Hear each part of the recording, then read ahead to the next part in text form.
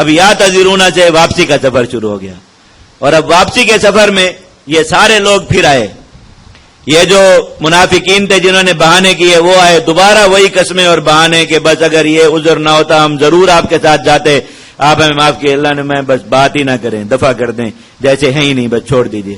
جو ضد کر کے بیٹھے رہے اور آ کر پوچھنے کی بھی زحمت گوارا نہ کی، ان کے بارے میں فرمایا کہ کفر و نفاق ان کے دلوں میں پکا ہو گیا۔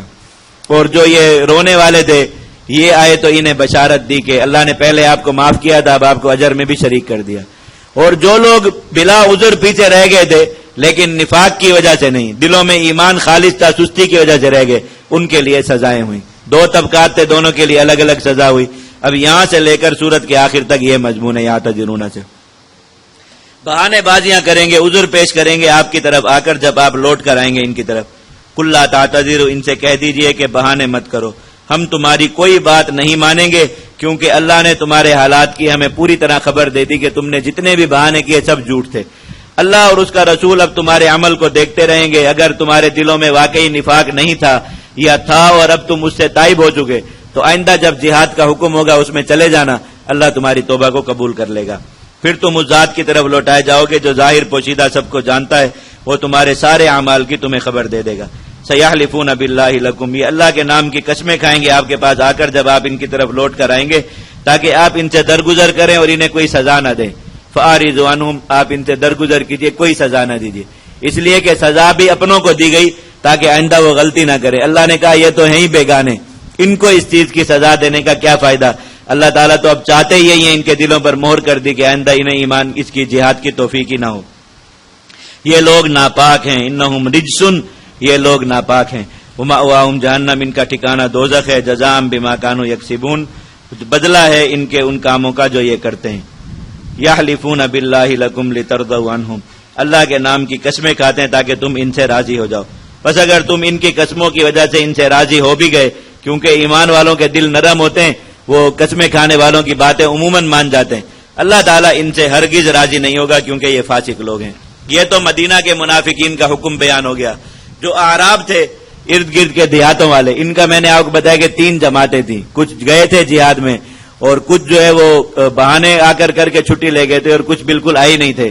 اللہ تعالیٰ نے تینوں کی حالت کو بیان فرمایا۔ اعراب اشد کفرن و نفاقن، کفر اور نفاق میں سخت ہیں بہت، ان مدینہ والے منافقین سے بھی زیادہ سخت ہیں۔ وَأَجْدَرُ أَلَّا يَعْلَمُوا حُدُودَ مَا أَنزَلَ اللَّهُ عَلَىٰ رَسُولِهِ، اور اس بات کے مستحق ہیں کہ اللہ اور اس کے رسول کے حدود کو نہ جانے جو نازل ہو رہی آسمان سے، کیونکہ نہ مدینہ آتے تھے، نہ علم حاصل کرتے تھے دین کا، نہ دین سیکھنے کی انہیں کوئی وہ تھی شوق تھا، بس اپنے علاقوں میں پڑے رہتے تھے، آتے ہی نہیں تھے، کلمہ پڑھ کے اپنی جان مسلمانوں سے بچائی ہوئی تھی۔ اللہ تعالیٰ ان کے حال کو خوب جانتا ہے۔ ان اعراب میں سے کچھ لوگ ایسے ہیں جو اللہ کے راستے میں مال خرچ کرنے کو اپنے اوپر جرمانہ سمجھتے ہیں۔ جب مال طلب کیا جائے تو سمجھتے ہیں کہ اسلام گویا ان سے جرمانہ اور تاوان وصول کر رہا ہے، گویا ایک جبری ٹیکس وصول کر رہا ہے، اور تم پر تکلیفوں کے اور مصیبتوں کے انتظار میں رہتے ہیں۔ ان کے دلوں میں یہ آتا ہے کہ کوئی مصیبت آئے مسلمانوں پر، یہ سارے مسلمان ختم ہو جائیں، تاکہ یہ سال بعد جو زکوٰۃ لینے آ جاتے ہیں یا جہاد کے لیے انفاق کا حکم دیتے ہیں، یہ مصیبتیں ہم پر نہ رہیں۔ واللہ سمیع علیم، اللہ تعالیٰ ان کی حالت کو جانتا بھی ہے، دیکھتا بھی ہے، اس کے مطابق ان کو آخرت میں اجر دے گا، جزا دے گا۔ وَمِنَ الْأَعْرَابِ مَن يُؤْمِنُ بِاللَّهِ وَالْيَوْمِ الْآخِرِ، اور انہی میں سے کچھ لوگ ایسے ہیں جو اللہ پر اور آخرت کے دن پر ایمان لائے اور جو مال اللہ کی راہ میں خرچ کرتے ہیں اس کو اللہ کے قرب کا اور نبی کی دعائیں پانے کا ذریعہ سمجھتے ہیں۔ قربات عند اللہ و صلوات الرسول، اللہ کے قریب ہونے کا ذریعہ اور نبی کی دعائیں پانے کا ذریعہ سمجھتے ہیں جہاد میں مال خرچ کرنے کو۔ الا انہا قربۃ لہم، تو سن لیجئے ان کی یہ نیت پوری ہوئی اور ان کا یہ مال خرچ کرنا اللہ کے قرب کا ذریعہ بنا ان کے لیے۔ اللہ تعالیٰ ان کو اپنی رحمت میں داخل کرے گا، بے شک اللہ تعالیٰ مغفرت فرمانے والے، رحم کرنے والے۔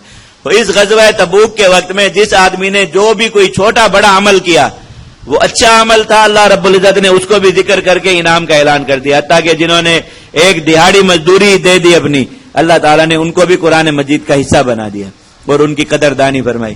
اور جس نے کوئی چھوٹا بڑا برا عمل کیا، زبان سے کیا، دل میں کوئی برا خیال سوچا، کچھ جو ہے وہ برا طرز عمل اختیار کیا، اللہ تعالیٰ نے وہ بھی سارے بیان فرما کر ان کے بھی احکام بیان فرما دیے کہ کس نے اپنے لیے کیا کیا عذاب کمایا۔